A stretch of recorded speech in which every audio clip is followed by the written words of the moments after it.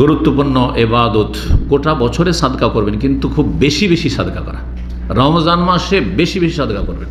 ধর রমজান ছাড়া 11 মাসে মাসিক ধরেন আপনি 100 রিয়াল খরচ করছিলেন উদাহরণস্বরূপ, তাই রমজান মাসে আপনি ওর চাইতে অনেক বেশি খরচ করবেন, অনেক বেশি খরচ করার চেষ্টা করবেন।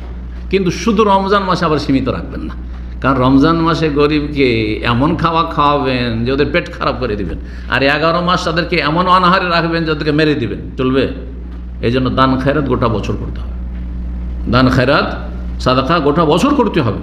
ইসলামের খেদমতে গোটা বছর ব্যয় করার প্রয়োজন রয়েছে, কিন্তু বিশেষভাবে রমজান মাসে আরও বেশি। এটি হচ্ছে নবী সাল্লাল্লাহু আলাইহি ওয়াসাল্লামের সুন্নাত। এই মর্মে আব্দুল্লাহ বিন আব্বাস রাদিয়াল্লাহু তাআলা আনহুমা থেকে বর্ণিত হাদিস রয়েছে, কানান নবী সাল্লাল্লাহু আলাইহি ওয়াসাল্লাম আজওয়াদান নাস, নবী সাল্লাল্লাহু আলাইহি ওয়াসাল্লাম সমস্ত মানুষের মধ্যে সবচাইতে বেশি দানশীল ছিলেন। আজওয়াদান নাস, আদম থেকে শুরু করে কিয়ামত পর্যন্ত যত মানুষ এসেছে আর আসবে, সমস্ত মানুষের মধ্যে সবচাইতে বেশি কি ছিলেন? দানশীল ছিলেন। ওয়াকান আজওয়াদা মা ইয়াকুনু ফি রমাদান, আর রমজান মাস আসলে সবচাইতে বেশি কি হয়ে যেতেন? দানশীল, আরও বেশি দানশীল হয়ে যেতেন। হিনা ইয়ালকাহু জিবরিল, যখন জিবরাইল আলাইহিস সালাম তার সাথে সাক্ষাৎ করতেন, জিবরাইল আলাইহিস সালাম রাত্রে চলে আসতেন। সবাই মসজিদ থেকে এসা পড়ে গেল, তখন তো জামাতে তারাবি হইতো না, তো তারা সবাই গেল, আর তারপরে নবী সাল্লাল্লাহু আলাইহি ওয়াসাল্লামের কাছে জিবরাইল আলাইহিস সালাম এসে হাজির। আর এতদিন পর্যন্ত যত কোরআন নাযিল হয়েছে সব রিভাইজেশন চলছে, দৌড় মোরাজা চলছে, রিভাইজ শোনাচ্ছেন কাকে?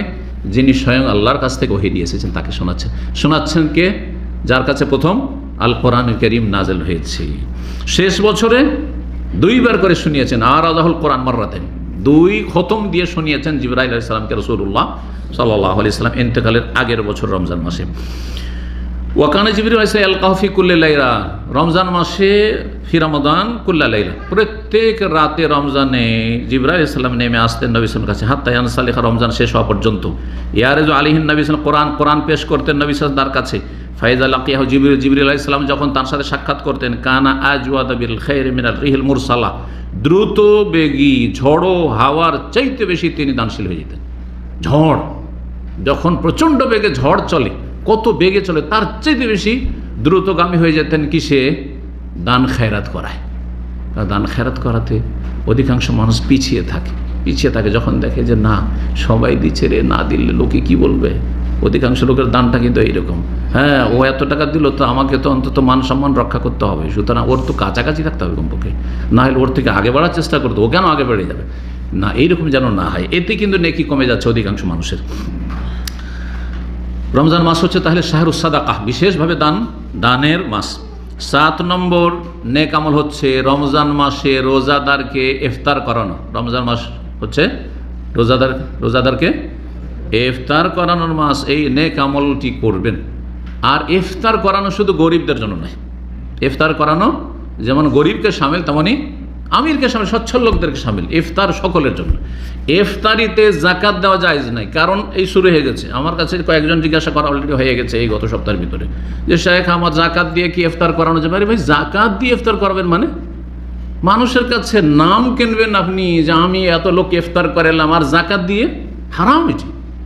হ্যাঁ, জাকাত সচ্ছল ব্যক্তির জন্য খাওয়া হারাম, সচ্ছল ব্যক্তির জন্য খাওয়া হারাম। মিসকিন যার অভাব রয়েছে, যে কোনো ক্ষেত্রে আংশিক অভাব রয়েছে, 25 দিনের খাবার জোটে 5 দিন জোটে না, 5 দিনের সমান জাকাত নিতে পারবে, হ্যাঁ, কিন্তু তার বেশি নিতে পারবে না। খাওয়া দাওয়া চলে যাচ্ছে, চিকিৎসায় 1 লাখ টাকা লাগবে, একটা পয়সা নেই, হ্যাঁ 1 লাখ টাকা চিকিৎসা নিতে পারবে। এইভাবে যার যে প্রয়োজনটা রয়েছে সেই প্রয়োজনটা মেটার জন্য জাকাত নিতে পারবে, তাকে মিসকিন বলা হয়। আর যার খাবার দাবারই নাই একেবারে, সে হচ্ছে ফকির। এই জন্য আল্লাহ বলছে ইন্নামা সাদাকাতুল লিল ফুকারায়ে ওয়াল মাসাকিন। কিন্তু আমরা তো মোটা খাই, মোটা বুঝি আমাদের দেশের মানুষরা, ফকির মিসকিন মনে হচ্ছে দুটোই একই, না দুটো একই নয়। যার কিছুই নেই, খাবার দাবার ব্যবস্থা নেই মৌলিক, হ্যাঁ দিনে 3 বার খাবার লাগবে, হয়তো 1 বার কোন রকম আছে বা নেই, ফকির। সে ফকির মানে ভিক্ষুক না। কিন্তু আবার আমাদের সমাজে আরেক ভুল রয়েছে, ভিক্ষা করতে আসলে ফকির। আর এখানে অনেক আছে চাকরি নেই, বাকরি নেই, অনেক টাকা ঋণ হয়ে এসেছে, তার খাবারের পয়সা নেই, ওকে ফকিরই মনে করেন, আমাদের মতোই সে, তাই না? অথচ জানছে যে ওর ইনকাম নাই, কী করে খাবে এই লোকটি বিদেশে এসে? ফকির বা মিসকিন। জি।